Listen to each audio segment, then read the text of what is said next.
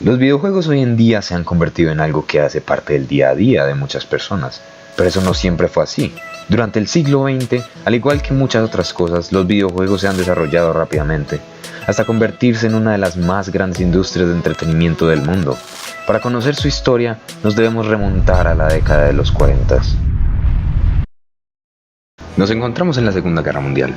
Los nazis están consiguiendo una ventaja gracias al llamado Código Enigma, usado para cifrar mensajes y órdenes.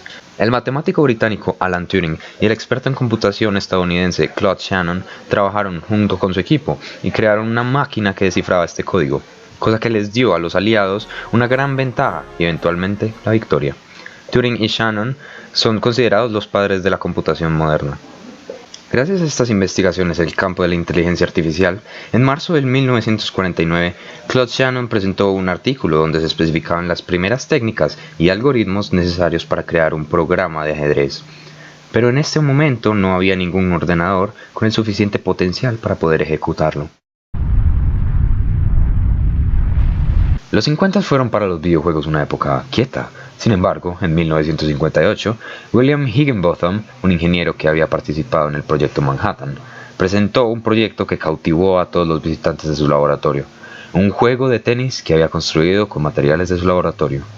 El juego recreaba una partida de tenis vista desde el lateral. Lamentablemente, un año después, esta máquina fue desmantelada para usar sus piezas en otros proyectos. Higginbotham es considerado por muchos como uno de los padres de los videojuegos modernos. Ahora hemos llegado a los 60, pero... Lo siento, los viajes en el tiempo nunca sientan bien. Como estaba diciendo, a principios de los 60 llegó al MIT el PDP-1, uno de los computadores más potentes de la época. En este, 3 miembros del club de trenes a escala programaron un juego llamado Space War, un duelo espacial para 2 jugadores. A pesar de su éxito en el MIT, no pudo comercializarse mucho, ya que necesitaba una plataforma que costaba $120,000. La guerra había terminado hace 20 años, y muchas compañías comercializadoras de armas se vieron rotundamente afectadas por esto.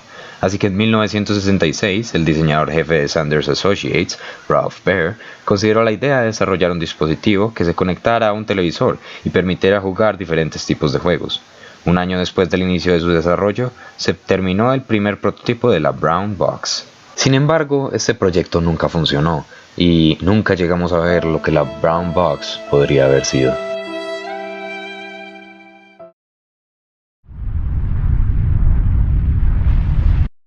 Los 70s, lo que muchos llaman el verdadero inicio de la industria de los videojuegos.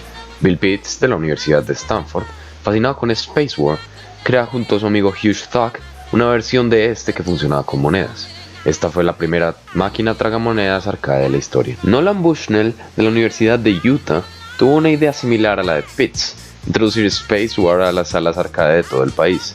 Junto con su compañero Ted Dabney, construyó un prototipo usando una computadora Data General Nova, pero este resultó demasiado lento, por lo que decidieron no usar una CPU. Usaron solo algunas partes diseñadas por ellos. Fundaron Syzygy Engineering y le presentaron el proyecto a Naching Associates, una comercializadora. El proyecto no tuvo el éxito esperado. Después, por problemas con derechos de autor, tuvieron que cambiar el nombre de la compañía. El nuevo nombre era Atari. ¿Recuerdan a este hombre? Pues bueno, Ralph Baer siguió ofreciendo su Brown Box a diferentes empresas. Todas lo rechazaron hasta que Bill Enders, un empleado de Magnavox, convenció a las directivas de darle una segunda oportunidad a Baer. Y el resto es historia. Aceptaron, la nueva Magnavox Odyssey se produjo y se convirtió en la primera consola comercializada de la historia. Tiempo después, Bushnell contrata a Alan Acorn para que haga una versión arcade del juego Ping Pong del Magnavox Odyssey, y así nació el famoso Pong. Este suceso marca un antes y un después en la industria de los videojuegos. A mediados de los 70, los computadores todavía eran muy lentos como para programar juegos con gráficas. Eso dio lugar al nacimiento de uno de los géneros más populares de la época, las aventuras conversacionales, en donde el jugador debía, usando frases, resolver diferentes puzzles o situaciones. A principios de 1976, Atari estaba preparando uno de sus más importantes proyectos, la Atari 2600, que iba a tener tecnología de procesador y cartuchos intercambiables. Sin embargo, Fairchild y RCA, competidores de Atari, lanzaron sus nuevas consolas antes, haciendo que Atari perdiera su hasta ahora indiscutible liderazgo. A raíz de esto, Bushnell vendió la empresa a Warner Bros. Por $28 millones. Al final, la Atari 2600 salió a finales del año próximo. Mientras tanto, en Japón, Toshihiro Nishikado, con la nueva tecnología de los microprocesadores, crea para la empresa Taito Space Invaders, uno de los juegos más icónicos de la época y que daría inicio a la edad dorada de los videojuegos.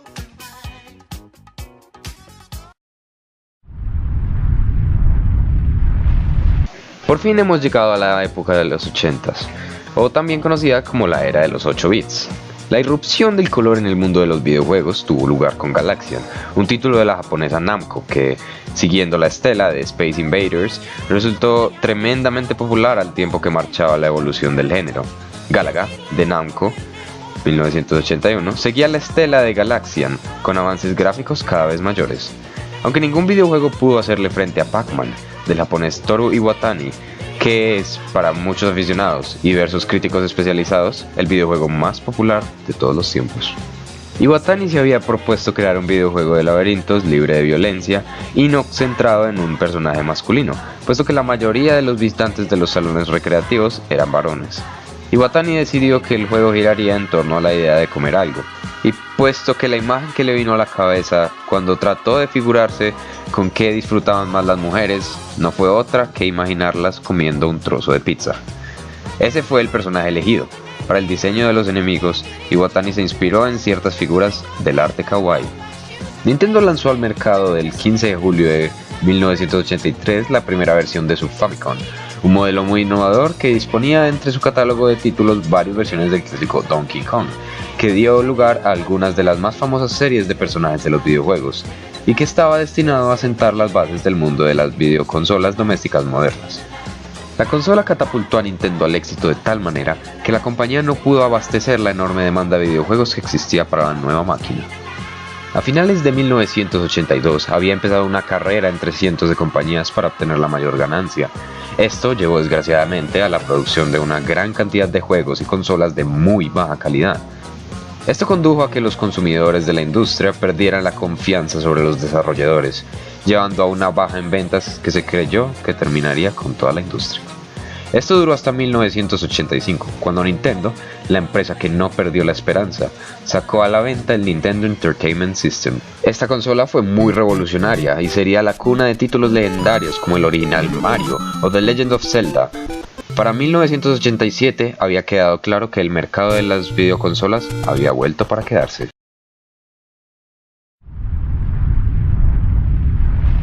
Nos vamos acercando a la actualidad. La década de los 90 se caracterizó por el declive definitivo de los ordenadores de 8 bits y la llegada por una nueva generación de computadoras más avanzadas. El mundo de las consolas estaba liderado por la Sega Mega Drive, una máquina de 16 bits que disponía de títulos tan populares como Sonic the Hedgehog. El liderazgo de Sega se mantuvo hasta 1991, año en que Nintendo comercializa su Super Nintendo para reconquistar el mercado con títulos como Super Mario Kart. La aparición de la Game Boy de Nintendo supuso una pequeña revolución en su campo. La máquina de Nintendo se posicionó enseguida como líder en ventas en el segmento de las consolas portátiles, gracias en parte a su reducido precio y en parte a su enorme catálogo. Los avances tecnológicos de los sistemas de la época devolvieron la idea de llevar a cabo una de las mayores ambiciones desde los inicios de la informática moderna: la recreación de un mundo virtual en 3 dimensiones en pantallas de 2 dimensiones. Doom no solo destacaba por sus gráficos y la solidez de su engine, sino también por su inusitada violencia, nunca vista hasta la época. Doom popularizó enormemente el juego en línea, permitiendo a los jugadores del juego en red, bien a través de internet, bien a través de conexiones por cable, y también supuso una revolución en el campo del marketing. A principios de la década, Sony había trabajado con Nintendo para crear una plataforma de juego basada en la tecnología CD-ROM. En esta época, Sony no tenía mucha fuerza en el campo de los videojuegos, y cuando Nintendo anunció que renunciaba a su colaboración para trabajar con Sony, las directivas de este último ordenaron inmediatamente la creación de una división de videojuegos, Sony Computer Entertainment, que se encargaría de la creación de una máquina rival. Ninguna otra de las grandes firmas pudo hacer frente al enorme empuje de la PlayStation, que a finales del siglo XX era sin lugar a dudas la videoconsola doméstica de mayor éxito en el mundo, creando juegos para todo tipo de géneros: Tekken para pelea, Rayman y Crash Bandicoot para plataformas en 3D, Need for Speed para carreras, Resident Evil y Silent Hill para terror, Final Fantasy VII para RPG y FIFA Road to World Cup 98 para deporte. Si hay algo que caracteriza la industria del videojuego del siglo XX, es su transformación en una industria multimillonaria de dimensiones inimaginables de lo que era pocos años antes. El programador de videojuegos ya no era el aficionado a la electrónica que elaboraba prácticamente en solitario y con carácter artesanal y amateur sus programas, sino un profesional altamente cualificado que trabajaba con otros profesionales especializados, programadores, grafistas, diseñadores, etc., en equipos de desarrollo perfectamente estructurados, a menudo bajo el control directo o indirecto de grandes multinacionales. En 2000, Sony lanzó la anticipada PlayStation 2, un aparato de 128 bits que se convertiría en la videoconsola más vendida de la historia, mientras que Microsoft hizo su entrada en la industria un año más tarde con su Xbox, una máquina de características similares que sin embargo no logró igualar su éxito. Mientras tanto, el mercado de los PC seguía dominando por esquemas de juego que ya había hecho su aparición con anterioridad. Triunfaban los videojuegos de estrategia en tiempo real, Warcraft, Age of Empires, y los juegos de acción en línea, Call of Duty, Battlefield 1942. En 2004 salió al mercado la Nintendo DS, primer producto de entretenimiento con una pantalla táctil que revolucionaría los videojuegos portátiles. En 2005 Microsoft lanzó su Xbox 360, un modelo mejorado de su primera consola diseñada para competir con la PlayStation 2. La respuesta de Sony no se hizo esperar, y pocos meses después lanzó su PlayStation 3, una consola que inicialmente no consiguió el éxito esperado.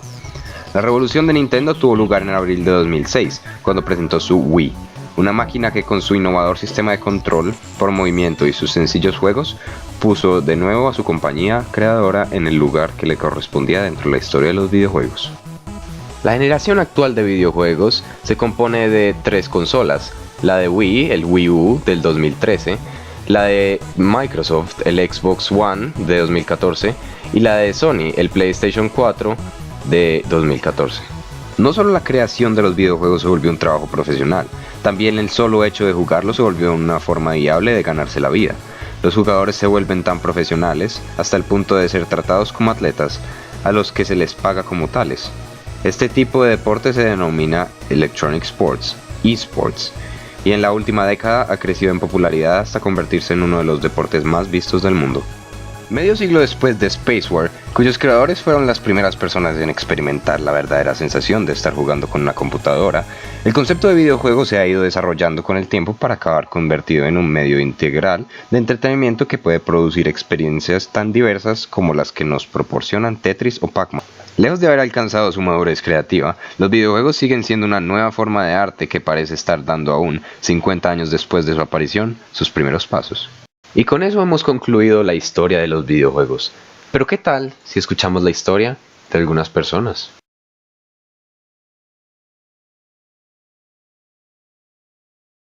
Tuve fue el Super Nintendo, después tuve un PlayStation 1 y después tuve un Game Boy.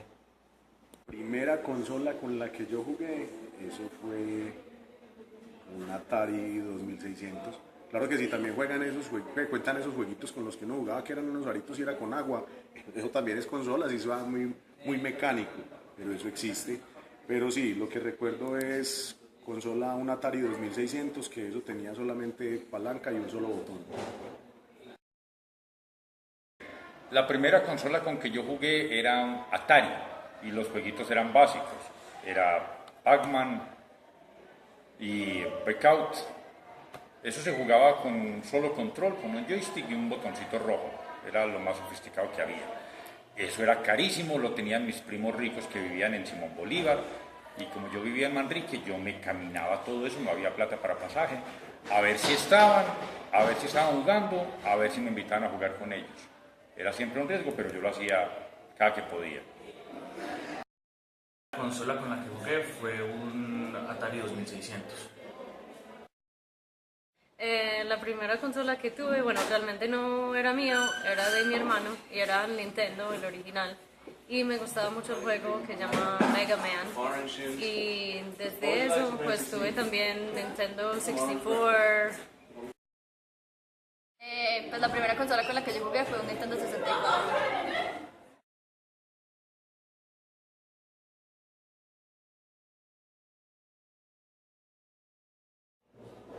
El videojuego que más me marcó fue Crash Bandicoot y Crash Team Racing, porque jugábamos con todos mis primos y nos enfrentábamos y entonces peleábamos para quién era el mejor.